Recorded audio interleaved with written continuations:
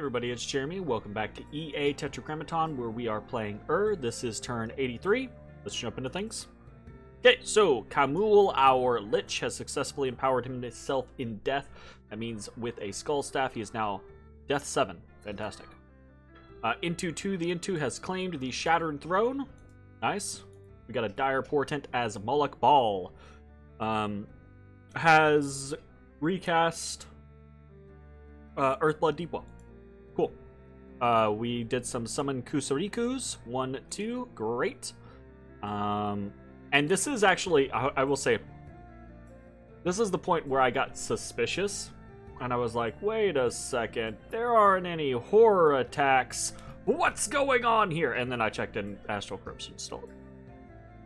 But anyways. We have captured 13 good blood slaves in Tesiphon. We have a series of unexpected events. So, seafarers have found a new port of call in Delufe, raising the province income by 15. That's great. 820 people left Thorn Woods, and the unrest increased. We've got 400 people joining Monarch Woods. Cool. One of our servants has been tainted by otherworldly energies. They are now horror marked. And then we had some worldwide events. So we had an arena battle, and no one went. Azazel the Grigory wins the Tome of Forgotten Masons because no one wanted to go up against a Grigory, basically. Now, I would eventually, if this continues, right, if this game continues to a certain point, I'll gladly throw, like, a Tartarian in there, just for shits and giggles, but right now, not so much. Very deadly disease is still spreading in Troll Peaks. This is going to wither the population there. We've cured someone of their disease, and we did some light patrolling. This turn might be a very, very quick turn. Because we're not really doing a whole lot. We have a little bit of movement for Elders down here because we are starting to recruit in Kun Aral. We're going to start recruiting on occasion so that forces from Kun Aral can replace the forces in Tesiphon. Because eventually we're going to want to move these Pegasus Riders somewhere else, probably to utilize them with a Bless, right? So that is something to mind. Hold up a minute.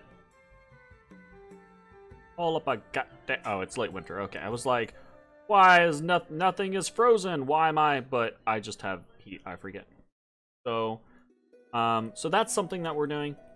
We are also researching and moving forces, more Crystal Sorceress reinforcements over into Pangea. Once we get them there, we're going to either move on White Forest or we're going to move on Mictlan. I'm trying to hash things out with Hinnom at the moment. So, we'll see how that goes. And then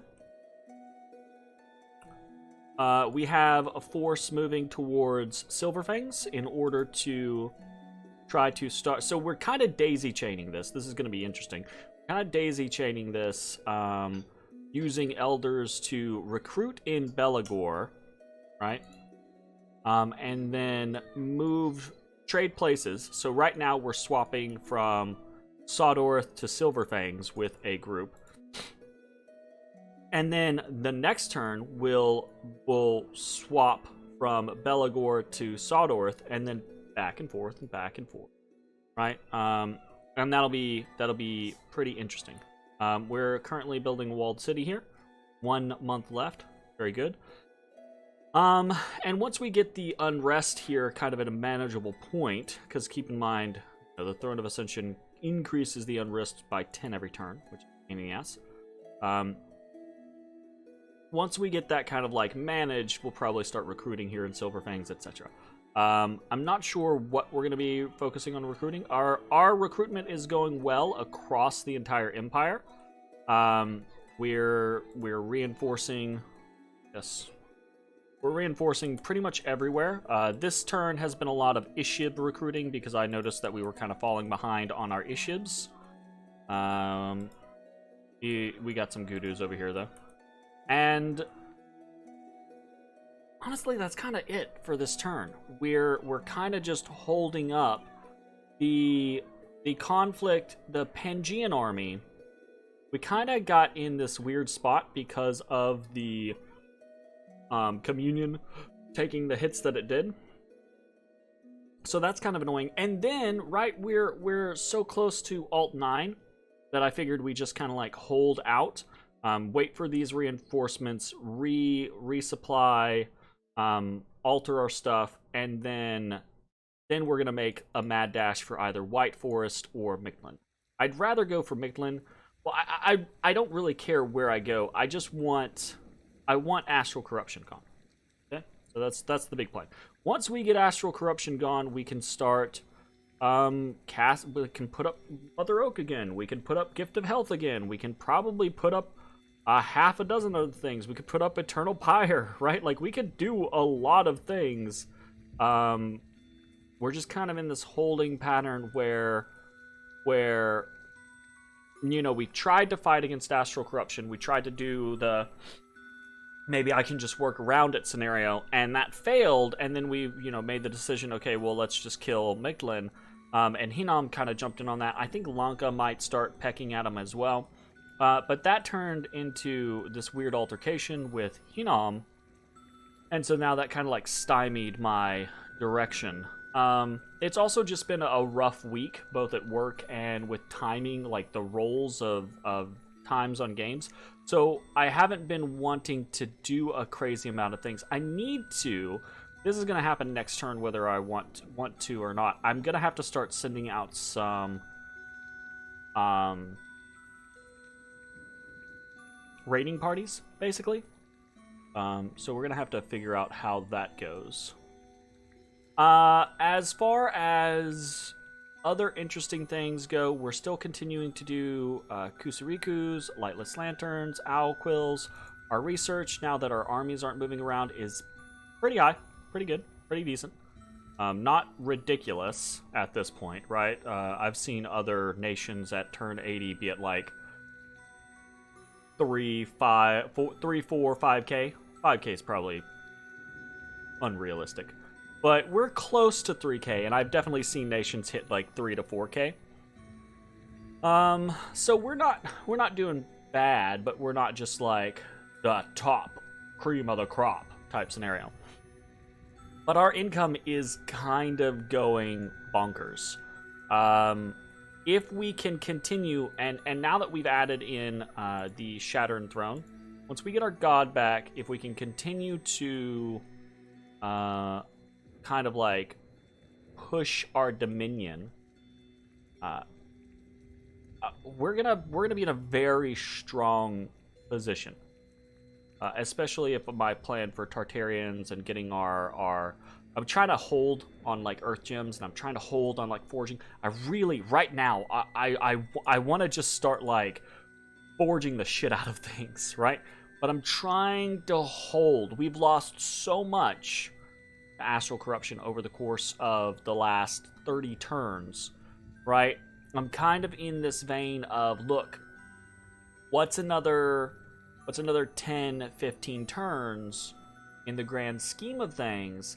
I can always try to instantly build what I need to on a spot moment, but let's keep the manufactories, the forges, right, let's keep them on the low for now, and just build up our base as far as our infrastructure goes. I don't know.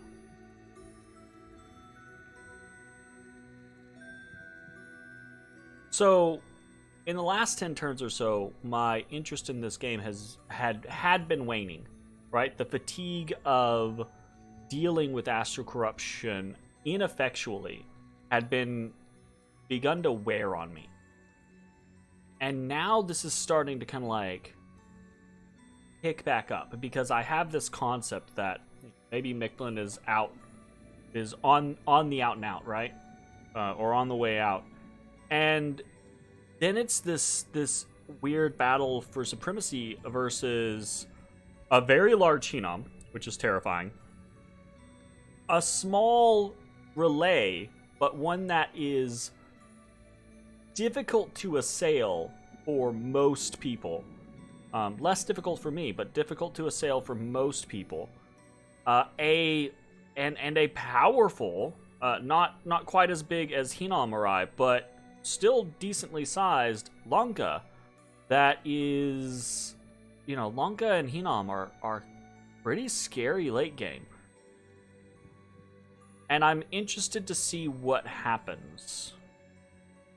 I'm interested to see if we can time things in such a manner as to efficiently come back online with our forges, right? With our, our ritual summoning, full turning, right? As soon as we get that moment, full turning into a situation where we're just pumping out Tartarians, and we have these massive armies, because our income is going to grow and grow and grow.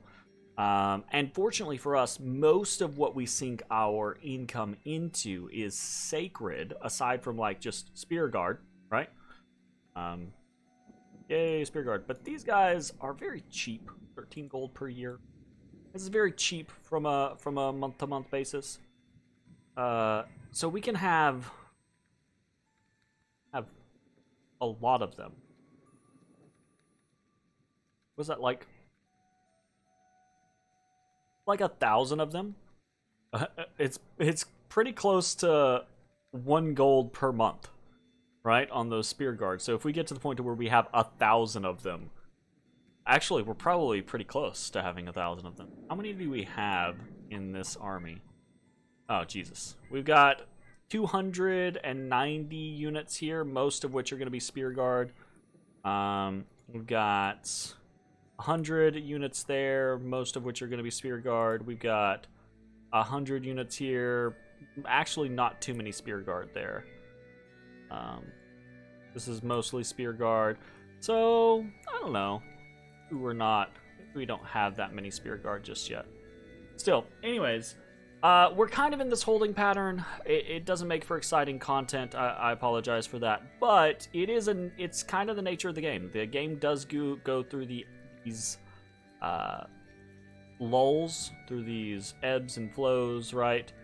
Ups and downs. And we're kind of at this period where it doesn't make sense for us to risk anything.